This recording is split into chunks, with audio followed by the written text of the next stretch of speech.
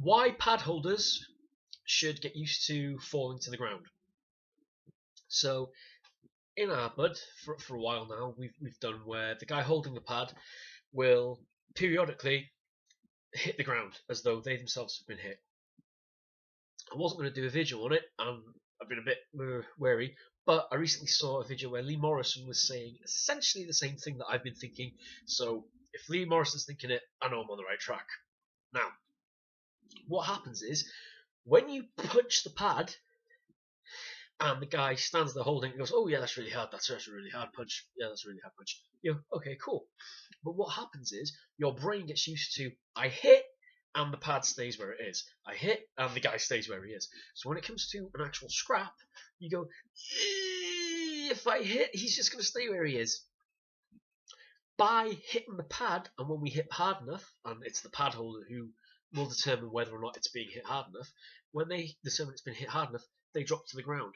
This programs your brain that every time you hit, there's a drop. Hit, drop, hit, drop. This programs your brain to know, if I hit you with this, you're going over. If we have the confidence that if we land it, it's going to do some damage, then we're more likely to actually throw it. We're more likely to be preemptive. The problem we're not preemptive, the problem we sort of, I really don't want to hit this person, it's because in the back of our minds we're thinking, what if I crack this guy with everything I've got and he just stands there looking at me? Scary thought. So that's why we tend not to want to throw a punch first.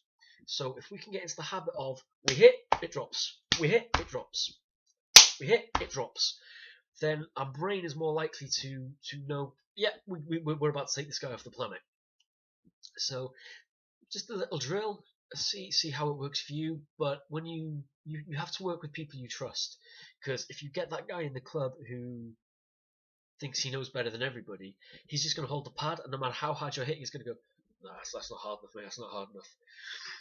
What I would suggest, well, no, don't. I was going to suggest just crack him across the chops and see if it's hard enough then, but don't do that. Don't do that. Just get your instructor to put you with somebody else. So you have to trust the people you're working with pads with. Pad holders, hold it as close to your face as you can. Don't be holding it out here or out there or like up here or whatever. There is an answer to holding the pads. I'll probably do a video in Dojo about it at some point.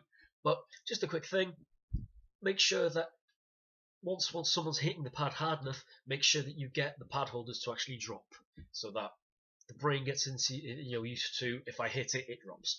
It's NLP, Neuro Linguistic Programming. It's worth looking up.